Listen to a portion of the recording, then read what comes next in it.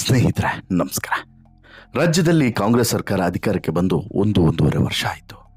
ಒಂದೂವರೆ ವರ್ಷದಲ್ಲಿ ಕಾಂಗ್ರೆಸ್ ಸರ್ಕಾರ ಮಾಡಿದಂಥ ಸಾಧನೆ ಏನು ಅಂತೇಳಿ ಕೇಳಿದ್ರೆ ಝೀರೋ. ಕೇವಲ ಗ್ಯಾರಂಟಿಗಳನ್ನು ಘೋಷಣೆ ಮಾಡಿ ಆ ಗ್ಯಾರಂಟಿಗಳನ್ನು ನಿಭಾಯಿಸೋದ್ರಲ್ಲೇ ರಾಜ್ಯ ಸರ್ಕಾರ ಬೇಸತ್ತು ಹೋಗಿದೆ. ಈ ನಡುವೆ ಈಗಾಗಲೇ ಮತ್ತೆ ಸಿಎಂ ಬದಲಾವಣೆ, DCM ಹೆಚ್ಚುವರಿ, ಹೀಗೆ ನಾನಾ ಬೇಡಿಕೆಗಳು ಕೂಡ ಕಾಂಗ್ರೆಸ್ ಸರ್ಕಾರವನ್ನು ಮತ್ತೆ ಬುಡಬೇಲು ಮಾಡುವಂತೆ ಮಾಡಿದೆ. ಒಂದು ಕಡೆ ರಾಜ್ಯದಲ್ಲಿ ಡೆಂಗ್ಯೂ ತಾಂಡವಾಡ್ತಾ ಇದೆ, ಮತ್ತೊಂದು ಕಡೆ ಜಲಪ್ರಳಯದ ಮುನ್ಸೂಚನೆ ಸಿಗ್ತಾ ಇದೆ. ಈ ನಡುವೆ ರಾಜ್ಯ ಸರ್ಕಾರದ ಭಾಗವಾಗಿರುವಂಥ CM, DCM, ಸಚಿವರು, ಶಾಸಕರು ಎಲ್ಲರೂ ಕೂಡ ಅಧಿಕಾರದ ಗುದ್ದಾಟದಲ್ಲೇ ಇದ್ದಾರೆ ಹೊರತು ರಾಜ್ಯದ ಅಭಿವೃದ್ಧಿಯ ಬಗ್ಗೆ ಯಾವುದೇ ಚಿಂತನೆಯನ್ನು ಮಾಡದೇ ಇರೋದು ಮಾತ್ರ ಅತ್ಯಂತ ದುರಂತ. BJPಯವರು ಇದೇ ತಪ್ಪು ಮಾಡಿದ್ರು ಅನ್ನುವಂಥ ಕಾರಣಕ್ಕೋಸ್ಕರ BJPಯವರನ್ನು ಮನೆಯಲ್ಲಿ ಕೂರಿಸಿ ಕಾಂಗ್ರೆಸ್ ಅವರನ್ನು ಆಯ್ಕೆ ಮಾಡಿ ಕಳಿಸಿದಂಥ ಜನರು ಇವತ್ತು ಇವರನ್ನು ಕೂಡ ನಾವು ಆಯ್ಕೆ ಮಾಡಿ ತಪ್ಪು ಮಾಡಿದ್ವಾ ಅನ್ನುವಂತಹ ಒಂದು ಆಲೋಚನೆ ಮಾಡಬೇಕಾದಂಥ, ಚಿಂತನೆ ಮಾಡಬೇಕಾದಂಥ ಸ್ಥಿತಿಗೆ ತಳ್ಳುವಂತೆ ಮಾಡಿದ್ದಾರೆ. ಇದು ಒಂದು ಭಾಗ. ಎರಡನೇ ಭಾಗವಾಗಿ ಈಗ CM ಬದಲಾವಣೆಯ ಬಗ್ಗೆ ಭಾರಿ ಚರ್ಚೆಗಳು ನಡೀತಾ ಇದ್ದಾವೆ.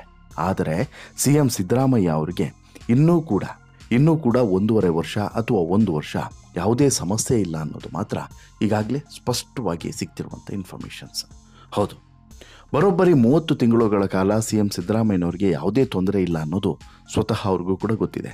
ಇದೇ ಕಾರಣಕ್ಕೆ ಅವರು ನಿನ್ನೆ ಲಿಫ್ಟ್ ಇಳಿದು ಹೋಗುವಾಗ ಒಂದು ಮಾತನ್ನು ಹೇಳ್ತಾರೆ, ಇದು ಯಾರೋ ಹೇಳಿ ಮಾಡಿಸಿದ್ದು ಅಂತೇಳಿ. ಹೌದು, ಅದು 100ಕ್ಕೆ 100 ಸತ್ಯ. ಇಂಥದ್ದೊಂದು ಅನುಮಾನ ಸಿದ್ದರಾಮಯ್ಯನವರಿಗೆ ಬರೋದು 100ಕ್ಕೆ 100 ಸತ್ಯ. ಆದರೆ ಇದಕ್ಕೆ ಯಾವುದೇ ರೀತಿಯಾದಂಥ ಸೊಪ್ಪು ಹಾಕಬೇಕಾದಂಥ ಅವಶ್ಯಕತೆ ಇಲ್ಲ. ಅದಕ್ಕೆ ಕಾರಣ ಏನು? ಒಂದಲ್ಲ ಎರಡಲ್ಲ, ಸಾಕಷ್ಟು ಕಾರಣಗಳಿದ್ದಾವೆ. ಆ ಎಲ್ಲ ಕಾರಣಗಳನ್ನು ಕೂಡ ನಿಮ್ಮ ಮುಂದೆ ಇಡ್ತಾ ಹೋಗ್ತೇನೆ. ಅದಕ್ಕಿಂತ ಮುಂಚೆ ನೀವಿನ್ನೂ ಕೂಡ ನಮ್ಮ ಚಾನಲನ್ನು ಸಬ್ಸ್ಕ್ರೈಬ್ ಮಾಡಿಲ್ಲ ಅಂದರೆ ದಯವಿಟ್ಟು ಕೂಡಲೇ ಸಬ್ಸ್ಕ್ರೈಬ್ ಮಾಡಿ ಸ್ನೇಹಿತರೆ. ರಾಜ್ಯದಲ್ಲಿ ಈಗ ಆರಂಭವಾದಂತಹ DCM ಗುದ್ದಾಟ CM ಗುದ್ದಾಟವಾಗಿ ಬದಲಾಗಿದೆ. ಆರಂಭದಲ್ಲಿ ಏನಾಯಿತು, DCM ಸ್ಥಾನವನ್ನು ಹೆಚ್ಚಿಸಬೇಕು, ಎಲ್ಲ ವರ್ಗದವ್ರಿಗೂ ಕೂಡ DCM ಸ್ಥಾನವನ್ನು ಕೊಡಬೇಕು. DK ಶಿವಕುಮಾರ್ ಅವರು ಒಂದು DCM ಸ್ಥಾನವನ್ನು ಉಳಿಸ್ಕೊಳ್ಬೇಕು, ಇಲ್ಲ ಅಂತ ಹೇಳಿದ್ರೆ KPCC ಸ್ಥಾನವನ್ನು ಉಳಿಸ್ಕೊಬೇಕು, ಯಾವುದಾದ್ರೂ ಒಂದು ಸ್ಥಾನವನ್ನು ಇಟ್ಕೊಳ್ಬೇಕು, ಒಂದು ಸ್ಥಾನಕ್ಕೆ ರಾಜೀನಾಮೆಯನ್ನು ಕೊಡಬೇಕು ಅಂತ ಹೇಳಿಬಿಟ್ಟು ಒಂದಷ್ಟು ಹಿರಿಯ ಸಚಿವರು ಒತ್ತಾಯವನ್ನು ಮಾಡೋಕ್ಕೆ ಶುರು ಮಾಡಿದರು. ಇದು ಸಹಜವಾಗಿ DK ಶಿವಕುಮಾರ್ ಅವ್ರಿಗೆ ಸ್ವಲ್ಪ ಇರುಸು ಮುರುಸು ತಂದಿಡ್ತು. ಆರಂಭದಲ್ಲಿ DK ಶಿವಕುಮಾರ್ ಈ ಬಗ್ಗೆ ರಿಯಾಕ್ಟ್ ಮಾಡದೇ ಇದ್ದರೂ ಕೂಡ ನಂತರ ಸ್ವಲ್ಪ ಖಾರವಾಗಿ ರಿಯಾಕ್ಟನ್ನು ಮಾಡಿದ್ರು. ಇದಾದ ಬಳಿಕ ಇದೇ DK ಶಿವಕುಮಾರ್ ಪಾಳಯದಿಂದ ಒಂದು ದೊಡ್ಡ ಸ್ಟೇಟ್ಮೆಂಟ್ ಬಂತು. ಅದೇನು ಅಂತ ಹೇಳಿದ್ರೆ, ನಾಡಪ್ರಭು ಕೆಂಪೇಗೌಡ ಜಯಂತಿಯ ಸಂದರ್ಭದಲ್ಲಿ ಸಿದ್ದರಾಮಯ್ಯ, DK ಶಿವಕುಮಾರ್ ಮತ್ತು ಇನ್ನೊಂದಷ್ಟು ಸಚಿವರು ಇದ್ದಂಥ ವೇದಿಕೆಯಲ್ಲೇ ಚಂದ್ರಶೇಖರ ಸ್ವಾಮೀಜಿಗಳು ಒಂದು ಬಹಿರಂಗ ಸ್ಟೇಟ್ಮೆಂಟನ್ನು ಕೊಟ್ಟರು. ಸಿದ್ದರಾಮಯ್ಯನವರು ಅಧಿಕಾರ ನಡೆಸಿದ್ದು ಸಾಕು, ಇನ್ನು ಸಿದ್ದರಾಮಯ್ಯನವರು ಅಧಿಕಾರವನ್ನು ಬಿಟ್ಟುಕೊಡಬೇಕು. ಯಾರಿಗೆ? DK ಶಿವಕುಮಾರ್ ಅವರಿಗೆ ಬಿಟ್ಟುಕೊಡಬೇಕು. ನಮ್ಮ ಸಮುದಾಯದಲ್ಲಿ ಎಲ್ಲರೂ ಕೂಡ CM ಆಗಿದ್ದಾರೆ, DK ಶಿವಕುಮಾರ್ ಕೂಡ ಆಗಲಿ ಬಿಡಿ ಅಂತಲೂ ಕೂಡ ಹೇಳ್ತಾರೆ. ಯಾವಾಗ ಸ್ವಾಮೀಜಿ ಈ ಮಾತನ್ನು ಹೇಳ್ತಾರೋ ಸಹಜವಾಗಿ DCM ಫೈಟು CM ಫೈಟ್ ಆಗಿ ಬದಲಾಯಿತು. ಪರಿಣಾಮ ಸಿದ್ದರಾಮಯ್ಯ ಬಣದ ಎಲ್ಲ ನಾಯಕರು ಕೆಂಡಾಮಂಡಲರಾಗಿದ್ದರು. ಈ ರೀತಿಯಾಗಿ ಒಬ್ಬ ಸ್ವಾಮೀಜಿ ಸ್ಟೇಟ್ಮೆಂಟನ್ನು ಕೊಡಲೇಬಾರದು, ಅದು ಕೂಡ ಬಹಿರಂಗವಾಗಿ ಸ್ಟೇಟ್ಮೆಂಟನ್ನು ಕೊಡಬಾರ್ದಾಗಿತ್ತು. ಜೊತೆಗೆ ಇವೆಲ್ಲವನ್ನು ಕೂಡ ತೀರ್ಮಾನ ಮಾಡೋದು ಯಾರು? ಪಕ್ಷದ ಶಾಸಕರು, ಪಕ್ಷದ ಹೈಕಮಾಂಡ್, ಪಕ್ಷದ ನಾಯಕರು, ಇವರೆಲ್ಲರೂ ಕೂಡ ಕೂತು ತೀರ್ಮಾನ ಮಾಡುವಂಥ ವಿಚಾರ. ಯಾವುದೋ ಸ್ವಾಮೀಜಿ ಹೇಳಿದ ತಕ್ಷಣ ಅದು ಬದಲಾವಣೆ ಆಗೋದಿಲ್ಲ ಅನ್ನುವಂಥ ಖಡಕ್ ರಿಯಾಕ್ಷನನ್ನೇ ಕೊಡೋಕ್ಕೆ ಶುರು ಮಾಡಿದ್ರು. ಆಗ ಹೊಸದೊಂದು ವಿಚಾರ ಚರ್ಚೆಗೆ ಬಂತು. ಅದೇನು ಅಂತ ಹೇಳಿದ್ರೆ, CM ಸಿದ್ದರಾಮಯ್ಯನವರು ಸದ್ಯಕ್ಕೆ ಸೇಫ್, ಅವರನ್ನು ಮುಟ್ಟೋಕ್ಕೆ ಸಾಧ್ಯವಿಲ್ಲ 30 ತಿಂಗಳುಗಳ ಕಾಲ ಅನ್ನೋದು. ಹೌದು, ಯಾವಾಗ ಕಾಂಗ್ರೆಸ್ ಸರ್ಕಾರ ಅಧಿಕಾರಕ್ಕೆ ಬಂತು ಆ ಸಂದರ್ಭದಲ್ಲಿ ಹೈಕಮಾಂಡ್ ಒಂದು ಒಪ್ಪಂದವನ್ನು ಮಾಡುತ್ತೆ. ಅದು ಹೊರಗಡೆ ಗೊತ್ತಾಗದಿರುವಂಥ ಒಪ್ಪಂದ. ಅದೇನು ಅಂತ ಹೇಳಿದ್ರೆ, 30 ತಿಂಗಳುಗಳ ಕಾಲ ಸಿದ್ದರಾಮಯ್ಯನವರನ್ನು ಯಾವ ಕಾರಣಕ್ಕೂ ಕೂಡ ಬದಲಾವಣೆ ಮಾಡೋದಿಲ್ಲ ಅನ್ನುವಂತಹ ಒಪ್ಪಂದ. 30 ತಿಂಗಳುಗಳ ಕಾಲ ಸಿದ್ದರಾಮಯ್ಯನವರು CM ಆಗಿರ್ತಾರೆ, ಇನ್ನುಳಿದಂತಹ 30 ತಿಂಗಳುಗಳ ಕಾಲ DK ಶಿವಕುಮಾರ್ ಅವರು CM ಆಗಿ ಇರ್ತಾರೆ ಅನ್ನುವಂಥದ್ದು. ಆ ಕಾರಣದಿಂದನೇ ಈ ರೀತಿಯಾದಂಥ ಒಂದು ಒಪ್ಪಂದ ಆಗಿದೆ. ಆ ಒಪ್ಪಂದದ ಪ್ರಕಾರನೇ ಎಲ್ಲದೂ ಕೂಡ ನಡೆಯುತ್ತೆ, ಏನೂ ಕೂಡ ತೊಂದರೆ ಇಲ್ಲ ಸಿದ್ದರಾಮಯ್ಯನವರಿಗೆ ಅನ್ನೋದನ್ನು ಸಿದ್ದರಾಮಯ್ಯನವರು ಕೂಡ ಅರಿತಿದ್ದಾರೆ. ಹೀಗಾಗಿ ಸಿದ್ದರಾಮಯ್ಯ ಹೆಚ್ಚು ತಲೆಗೆಡಿಸ್ಕೊಂಡಿಲ್ಲ. ಬಟ್ ಒಂದಂತೂ ಕೌಂಟರನ್ನು ಕೊಡ್ತಿದ್ದಾರೆ. ಏನು? ಇದು DK ಶಿವಕುಮಾರೇ ಮಾಡಿಸಿದ್ದು ಅಂತೇಳಿ ಇಂಡೈರೆಕ್ಟ್ಲಿ ಹೇಳ್ತಿದ್ದಾರೆ. ಇದರ ಜೊತೆಗೆ ಸದ್ಯಕ್ಕಂತೂ ಸಿದ್ದರಾಮಯ್ಯ ಬಣ ತುಂಬ ಸ್ಟ್ರಾಂಗ್ ಆಗಿದೆ. ಕಾರಣ ಸಿದ್ದರಾಮಯ್ಯ ಎಲ್ಲ ಸಚಿವರನ್ನು ಕೂಡ ಬಹುತೇಕ ಶಾಸಕರನ್ನು ವಿಶ್ವಾಸಕ್ಕೆ ಪಡೆದಾಗಿದೆ. ಸಹಜವಾಗಿ DK ಶಿವಕುಮಾರ್ ಬಣದಲ್ಲಿದ್ದಂತಹ ಎಲ್ಲ ಶಾಸಕರು ಮತ್ತು ಸಚಿವರು ಕೂಡ ಈಗ ಸಿದ್ದರಾಮಯ್ಯ ಬಗ್ಗೆ ಒಂದು ರೀತಿಯ ಸಾಫ್ಟ್ ಕಾರ್ನರನ್ನು ಹೊಂದಿದ್ದಾರೆ. ಆಮೇಲೆ ಸಿದ್ದರಾಮಯ್ಯನವರ ಯಾವುದೇ ಭ್ರಷ್ಟಾಚಾರ ರಹಿತವಾದಂಥ ಆಡಳಿತ ಮತ್ತು ಒಂದು ರೀತಿಯಾದಂಥ ಡೋಂಟ್ ಕೇರ್ ಆ್ಯಟಿಟ್ಯೂಡ್ ಇದೆಯಲ್ಲ, ಇದು ಸಿದ್ದರಾಮಯ್ಯನವರನ್ನು as of now also strong ಅಂತ ಹೇಳಿಬಿಟ್ಟು ಒಂದು ಬಿಂಬಿತವಾಗುವಂತೆ ಮಾಡಿದೆ.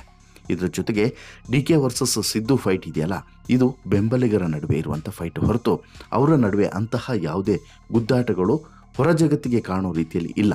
ಹೊರಗಡೆ ಅವರಿಬ್ಬರು ಕೂಡ ತುಂಬ ಆತ್ಮೀಯರಾಗಿ ಇರುವಂತೆಯೇ ತೋರಿಸ್ಕೊಳ್ತಾ ಇದ್ದಾರೆ. ಇದರ ಜೊತೆಗೆ ಸಿದ್ದು ಟೀಮ್ ಇವತ್ತಿಗೂ ಕೂಡ ಸ್ಟ್ರಾಂಗ್ ಆಗಿದೆ. ಒಂದು ಹೈಕಮಾಂಡ್ ಲೆವೆಲ್ನಲ್ಲಿ ಮತ್ತು ರಾಜ್ಯದ ಲೆವೆಲ್ನಲ್ಲಿ ಎಲ್ಲೂ ಕೂಡ ಸ್ಟ್ರಾಂಗ್ ಆಗಿದೆ. ಹಾಗಾಗಿ ಏನೂ ಕೂಡ ಸಮಸ್ಯೆ ಇಲ್ಲ ಅನ್ನೋದು ಈಗ ಸದ್ಯಕ್ಕೆ ಬರ್ತಿರುವಂಥ ಇನ್ಫಾರ್ಮೇಷನ್ಸ್. ಇನ್ನು ಈಗ ಸಿದ್ದರಾಮಯ್ಯ ಒಂದು ಸ್ಟೇಟ್ಮೆಂಟನ್ನು ಕೊಡ್ತಾರೆ ದೆಹಲಿಯಲ್ಲಿ. ಅದೇನು, ಇದು ಯಾರೋ ಹೇಳಿ ಮಾಡಿಸಿದ ಕಣ್ರಿ ಅಂತೇಳಿ. ಅದಕ್ಕೆ ಪರಮೇಶ್ವರ್ ಹೌದು ಅಂತಲೂ ಕೂಡ ಹೇಳ್ತಾರೆ. ಹಾಗಾದರೆ ಯಾರು ಹೇಳಿ ಮಾಡಿಸಿದ್ದು? ಹೇಳಿ ಕೇಳಿ ಈ ಸ್ವಾಮೀಜಿ ಇದ್ದಾರಲ್ಲ, ಯಾರೋ ಚಂದ್ರಶೇಖರ ಸ್ವಾಮೀಜಿ, ಇವರು ಒಕ್ಕಲಿಗರ ಸ್ವಾಮೀಜಿ ಆಗಿದ್ದುಕೊಂಡು ಒಕ್ಕಲಿಗರ ನಾಯಕರಿಗೆ ಪ್ರಾತಿನಿಧ್ಯವನ್ನು ಕೊಡಬೇಕು, ಆಮೇಲೆ ಡಿ ಕೆ ಶಿವಕುಮಾರ್ಗೆ ಸಿ ಎಂ ಸ್ಥಾನವನ್ನು ಕೊಡಬೇಕು ಅಂತೇಳಿ ಒತ್ತಾಯ ಮಾಡ್ತಾರೆ ಅಂತ ಹೇಳಿದ್ರೆ ಅದು ತಪ್ಪಲ್ಲ.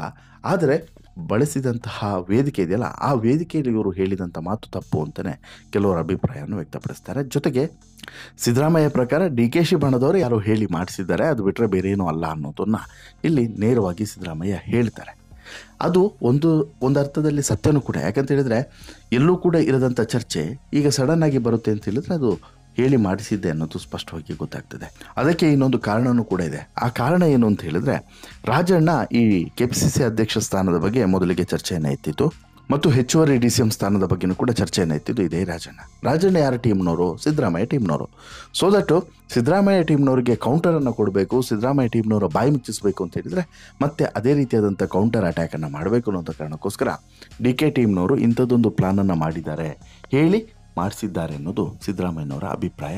ಬಟ್ ಸಿದ್ದರಾಮಯ್ಯನವರು ಇದರ ಬಗ್ಗೆ ಹೆಚ್ಚು ತಲೆ ಕೆಡಿಸ್ಕೊಳ್ಳದೆ ಇರೋದೇ ಬೆಟರ್ ಅಂತಲೂ ಕೂಡ ರಾಜಕೀಯ ಪಂಡಿತರು ಹೇಳ್ತಾ ಇದ್ದಾರೆ. ಇನ್ನು ಈ ಕಮೆಂಟ್ಸ್ಗಳಿದ್ದಾವಲ್ಲ, ಯಾರು ಈ ರಾಜಕೀಯದ ನೇತಾರರು ಅಥವಾ ಕಾಂಗ್ರೆಸ್ ಪಕ್ಷದ ಸಚಿವರು, ಶಾಸಕರು, ಬಣದವರು ಕೊಡುವಂಥ ಕಮೆಂಟ್ಸ್ಗಳಿದ್ದಾವಲ್ಲ, ಇವುಗಳೇ ಹೆಚ್ಚು ಅಪಾಯವನ್ನು ತಂದಿಡ್ತಿರುವಂಥದ್ದು. ಇವುಗಳನ್ನು ನಿಲ್ಲಿಸುವಂಥ ಕೆಲಸವನ್ನು ಕಾಂಗ್ರೆಸ್ ಮಾಡದೇ ಇದ್ದರೆ ಇನ್ನಷ್ಟು ಅಪಾಯ ಕಟ್ಟಿಟ್ಟ ಬುತ್ತಿನೇ. ಇನ್ನು ಸ್ವಾಮೀಜಿಗಳು ತೆಪ್ಪಗಿರಬೇಕು. ಯಾಕಂತ ಹೇಳಿದ್ರೆ ಸ್ವಾಮೀಜಿಗಳು ರಾಜಕೀಯದಲ್ಲಿ ಮಧ್ಯಪ್ರವೇಶವನ್ನು ಮಾಡಿದ್ರೆ ಏನಾಗುತ್ತೆ ಅನ್ನೋದಕ್ಕೆ ಸಾಕಷ್ಟು ಉದಾಹರಣೆಗಳು ನಮ್ಮ ದೇಶದಲ್ಲಿ ನಾವು ಈಗಾಗಲೇ ನೋಡಿದ್ದೀವಿ.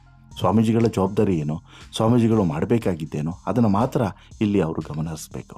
ಈಗ ಒಕ್ಕಲಿಗರಾಯಿತು, ಒಕ್ಕಲಿಗರಾದಮೇಲೆ ಲಿಂಗಾಯತರಾದಮೇಲೆ ದಲಿತರು ಬಂದರು, ಇದೀಗ ಕುರುಬರು ಬರ್ತಾರೆ.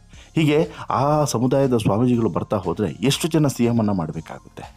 ಒಂದೊಂದು ಸಮುದಾಯಕ್ಕೆ ಒಬ್ಬೊಬ್ಬರು CM ಅನ್ನು ಮಾಡ್ತಾ ಕೂತು ಆಡಳಿತವನ್ನು ನಡೆಸೋಕ್ಕೆ ಸಾಧ್ಯನಾ? ಈ ಸ್ವಾಮೀಜಿಗಳಿಗೆ ಬುದ್ಧಿ ಅಂತೂ ಇಲ್ಲ. ಅಟ್ಲೀಸ್ಟ್ ಏನಾಗಬೇಕು, ಏನಾಗಬಾರ್ದು, ಸರ್ಕಾರ ಎಲ್ಲಿ ಎಡವಬೇಕು, ಎಲ್ಲಿ ಎಡವಬಾರ್ದು, ಅದ್ರ ಬಗ್ಗೆ ಇವರು ಸ್ವಲ್ಪ ಚೂಟು ಅಂತ ಕೆಲಸವನ್ನೇ ಮಾಡಬೇಕು. ಅದು ಬಿಟ್ಕೊಂಡು ಈ ರೀತಿಯಾದಂಥ ಸ್ಟೇಟ್ಮೆಂಟ್ಗಳನ್ನು ಕೊಡೋದಿದೆಯಲ್ಲ, ತೀರಾ ಪಾಲಿಶ್ ಆಗ್ತದೆ. ಜೊತೆಗೆ ಸ್ವಾಮೀಜಿಗಳ ಬಗ್ಗೆ ಇರುವಂಥ ಗೌರವ ಕೂಡ ಕಡಿಮೆ ಆಗ್ತದೆ. ಅವರನ್ನು CM ಮಾಡಿ, ಇವರನ್ನು CM ಮಾಡಿ, ಅದು ಮಾಡಿ, ಇದು ಮಾಡಿ ಅಂತೇಳಿ ತಮ್ಮ ಬೇಳೆ ಬೇಯಿಸ್ಕೊಳ್ಳೋದಕ್ಕೆ ಈ ರೀತಿಯಾದಂಥ ಅಸ್ತ್ರಗಳನ್ನು ಪ್ರಯೋಗ ಮಾಡ್ತಿದ್ದಾರೆ ಅನ್ನೋಂಥ ಅನುಮಾನವೂ ಕೂಡ ಬರುತ್ತೆ. ಈ ನಡುವೆ ಇಲ್ಲಿ DK ಶಿವಕುಮಾರ್ ಮತ್ತು ಸಿದ್ದರಾಮಯ್ಯ ನಡುವಿನ ಈ ಹಗ್ಗಜಗ್ಗಾಟ ಟಗಫರ್ಗೆ ಮತ್ತೊಂದು ಟ್ವಿಸ್ಟನ್ನು ಈ BJP ನಾಯಕರು ಕೊಡ್ತಿದ್ದಾರೆ. ಅದೇನು, ಅದನ್ನು ಮುಂದಿನ ಸ್ಟೋರಿಯಲ್ಲಿ ಮುಂದೆ ಇಡ್ತಾ ಹೋಗ್ತೀನಿ. ಅದಕ್ಕಿಂತ ಮುಂಚೆ ಈ ಬಗ್ಗೆ ಸಿದ್ದರಾಮಯ್ಯನವರು ಇನ್ನೂ ಕೂಡ 1-1.5 ವರ್ಷ ಸೇಫ್ ಅನ್ನೋದ್ರ ಬಗ್ಗೆ ನಿಮ್ಮ ಅಭಿಪ್ರಾಯ ಏನು? ದಯವಿಟ್ಟು ಕಮೆಂಟ್ ಮಾಡಿ ತಿಳಿಸಿ. ಜೊತೆಗೆ ಈ ಸ್ಟೋರಿ ಇಷ್ಟ ಆಯಿತು ಅಂತ ಹೇಳಿದ್ರೆ